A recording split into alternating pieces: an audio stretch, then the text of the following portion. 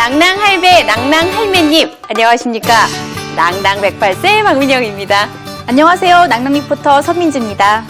네, 이 경제 성장이 좀 둔화되면서 실업률이 심각해지고 있다고 합니다.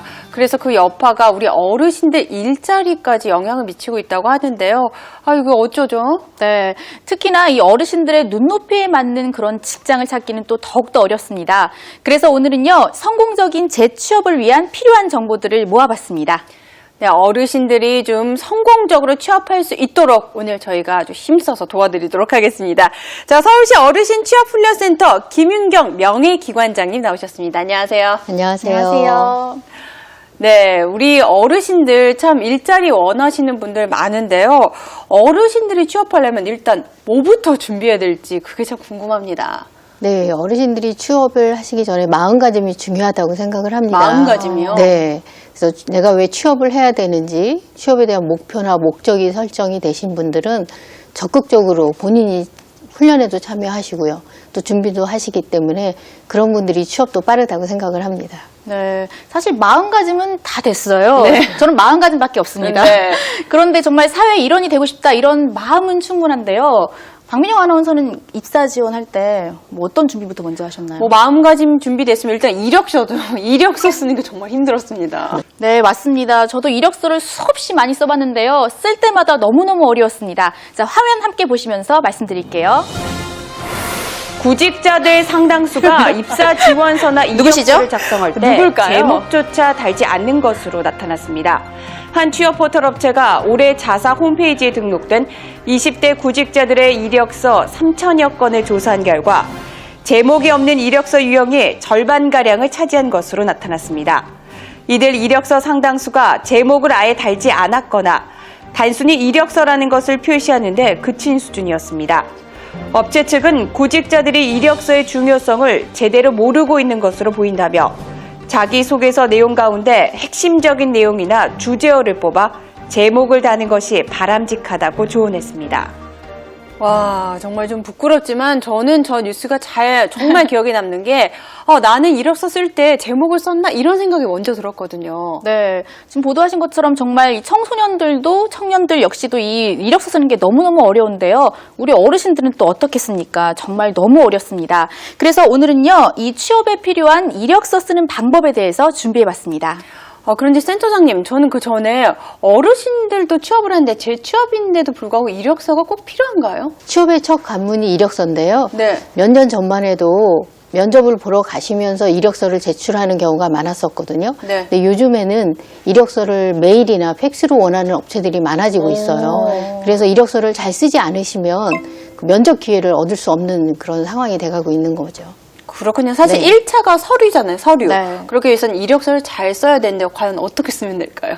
이력서는 뭐 정해진 틀은 없고요. 꼭 이렇게 써야 된다는 법칙은 없는데요. 대체로 무료 이제 인터넷에서 무료 이력서 양식을 다운받아서 컴퓨터로 작성하시는 분들도 많이 늘어나고 있으시고요. 네. 그 다음에 그게 이제 힘드신 분들은 문방구에 가셔서 그냥 이력서 사시면 돼요. 그래서 사셔서 자필로 그냥 까만 펜으로 해서 정자로 쓰셔도 무난합니다. 그러니까 이력서를 이렇게 파낸 걸 사서 본인이 직접 쓰면 되는데 과연 네. 어떻게 쓰는 게 그래도 좀 더 보기 좋을까? 그래서 저희가 좀 준비했죠. 이거 화면 보면서 얘기를 네. 좀 나눠보도록 할게요. 이건 어떤 분의 홍길동 씨의 이력서네요? 예, 맞습니다. 그래서 이거 보시면은 좀 옛날하고 좀 달라진 게 보이실 거예요. 네. 그래서 제일 문제가 이제 사진인데요. 네. 사진 같은 경우는 우리 어르신들이 젊어 보이고 싶으셔서 한 20년 전 막 아주 젊으실 때 사진 네. 같은 거를 가져오시든지 아니면은 사진 그 찍는 게 아까우셔서 그 사진값이 네. 그래서 가족 사진에서 어르신 얼굴만 살짝 오려서 붙여오시는 경우가 있는데 네, 네. 절대 그러시면 안 되고요. 네. 사진은 무료로 찍어주는 데도 있어요. 그래서 취업박람회 같은 데가 많이 열리거든요. 오. 그래서 거기 가시면 무료로 사진을 찍어주시니까 정장을 하고 가셔서 이력서 사진 무료로 찍으시면 되고요. 취업박람회에서 무료로 사진을 찍을 수 있다는 점 꼭 기억하셔야 될 것 같습니다. 네. 그 다음에 이 생년월일인데요. 네. 옛날에는 이력서에 주민등록번호를 적게 돼 있었거든요. 네. 근데 이제는 그거를 적으시면 안 되고 뒷자리에 쓰면 안 되죠? 예, 뒷자리 쓰시면 안 되고 그냥 생년월일만 적으시면 됩니다. 네. 네. 그러니까 순서가 맨 처음에 써야 되는 게 이름, 성별, 생년월일, 네. 그리고 주소, 본인 연락처, 비상 연락처, 그리고 경력상을 쓰는데 어떤 것부터 써야 될까요? 경력이 워낙 많으시잖아요. 그쵸. 어르신들은. 경력이 한 30년씩 되시다 네. 보니까 다 쓰시다 보면 이력서가 2장도 되고 3장도 되시거든요. 네. 근데 이력서는 한 장으로 쓰시는 게 가장 좋기 때문에 경력은 최근 10년간의 경력을 거꾸로 쓰신다고 생각하시면 돼요. 최근 10년간 경력을 거꾸로, 네. 그러니까 최근 거부터 쓰는 그렇죠. 거죠. 최근 거부터 쓰시면 가장 좋고요. 그러니까 예를 들면 2014년 12월 31일에 노인사회활동 지원사업에 참여했다. 네, 그렇죠. 학교 급식 도우미 2년. 네. 좀 구체적으로 쓰는 게 구체적으로 중요해요. 내가 했던 일을 써주시는 게 좋습니다. 그리고 그 다음에는 2012년 경운 빌딩에서 퇴사를 했다. 네. 경비로 3년을 근무하셨고요. 네.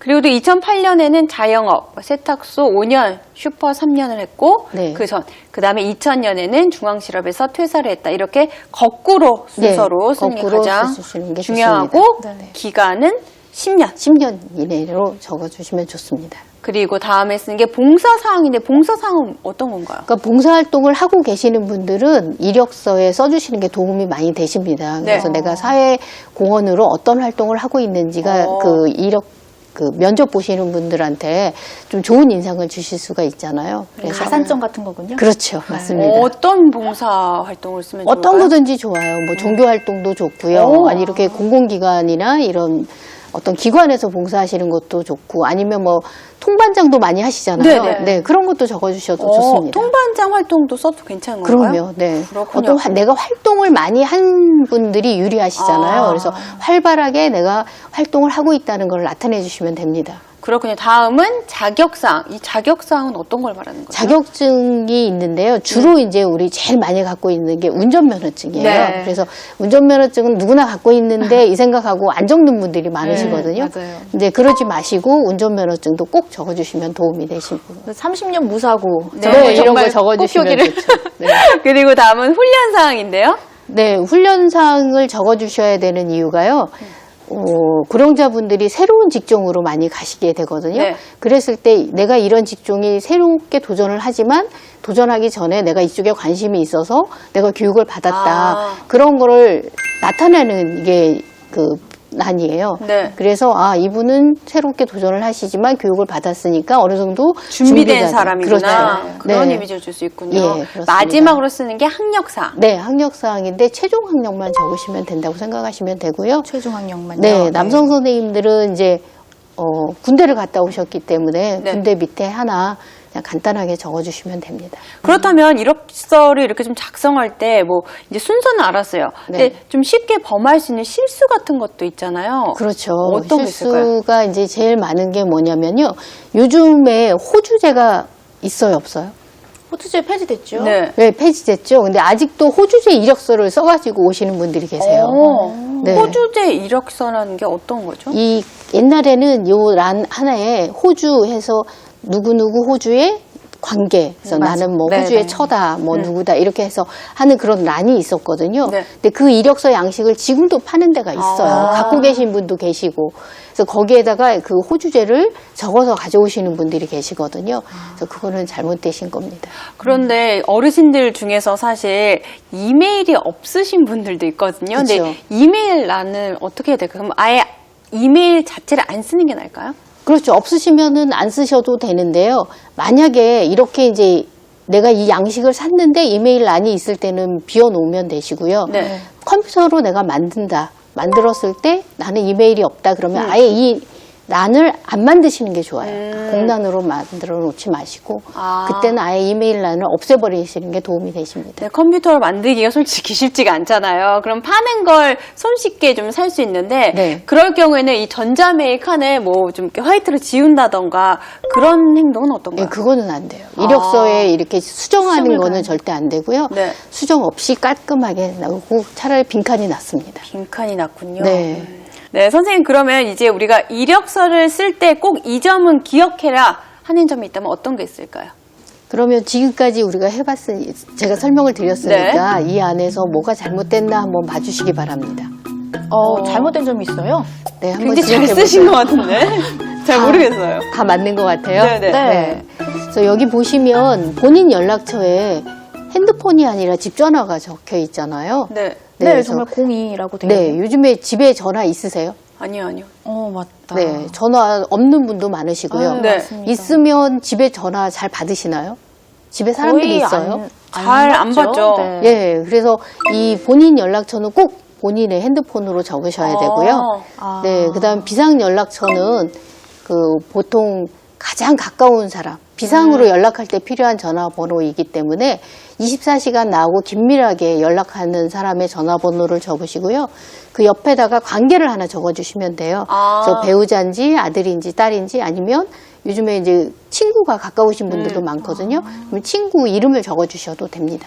그러니까 본인 연락처에는 핸드폰 번호를 적는 게 중요하고 네. 비상 연락처에 이제 쓸 때는 관계가 네. 어떤 관계인지. 근데 혹시 또 우리 집 전화 있는데 집 전화 있는 사람 어떡하나라고 하시면 어떡하죠? 집 전화 잘 안 받아요. 집에 연락이 잘 안 되기 때문에 네. 꼭 휴대폰 전화로 적으시기 바랍니다. 알겠습니다. 자, 그러면 이제 또 우리가 알아볼 게 또 뭐가 있을까요? 네, 이제 이력서에 대해서는 어느 정도 정말 완벽히 안 것 같은데요. 네. 사실 요즘 기업들이 다 자기소개서를 받잖아요. 어. 우리 어르신 구직자분들도 자기소개서 준비해야 되나요? 그래서 65세 이상 되시는 분들은 자기소개서를 원하는 업체들이 별로 없어요. 네. 그래서 준비 안 하셔도 되는데 이제 55세부터 65세 사이에 있는 그 베이비부머 세대들은 원하는 그 직종에서는 자기소개서를 원하는 곳이 많이 늘어나고 있습니다. 그래서 좀 준비를 하셔야 되는데요. 자기소개서 어떻게 준비하면 될까요, 그럼? 자, 자기소개서를 잘 쓰시려면 일단 거짓말로 쓰시면 안 되고요. 네, 그래서- 사실의 바탕에서. 그렇죠. 좀 부풀려서 쓰셔도 안 되고요. 네. 그래서 사실대로 쓰시면 좋고, 그 다음에 또 중요한 거는 이름은 자기소개서지만 네. 거기에 내가 주연이 되면 안 되고요. 내가 지원하려고 하는 회사나 그 회사에서 해야 되는 일, 업무, 그게 주연이 돼서 그 일을 위해서 내가 이런 지난 시간 나의 경험을 바탕으로 해서 내가 앞으로 어떤 기여를 할 수 있겠다, 어떤 활동을 할 수 있겠다, 이런 거를 적어주시면 좋습니다. 그렇군요. 근데 사실 자기소개서 하면 자꾸 내 자랑을 쓰게 되거든요. 네. 이럴 때는 어떻게 하면 좋을까요? 내 자랑보다는 이런 일을 할 것이다. 그렇죠. 좀 나열하게 되는 경우도 많은 것 같아요. 제가 네. 자기소개서를 맞아요. 써보다 보니까 전 이런 일도 했고 이런 일도 했고 이렇게 좀 나열하게 되는데 네. 이건 좋지 않나요? 그렇죠. 나열하다 보면은 쭉 그 관계자분들이 읽으면서 그래서 어쩌라고 이런 생각이 좀 드세요. 그래서 그렇게 쭉 나열하는 건 별로 좋지 않고요. 내가 이런 일을 한 경험을 통해서 나는 이런 지혜가 생겼다든지 이런 일을 할 수 있는 능력이 생겼다든지 그런 거를 더 적어주시는 게 좋습니다. 그러니까 내가 어떤 일을 할 수 있고 나의 역할은 이런 것이다. 네. 난 이런 역할을 했으니까 날 좀 선택해라. 네. 이런 의미로 자기소개서를 쓰면 되는군요. 네, 그렇습니다. 그러면 이제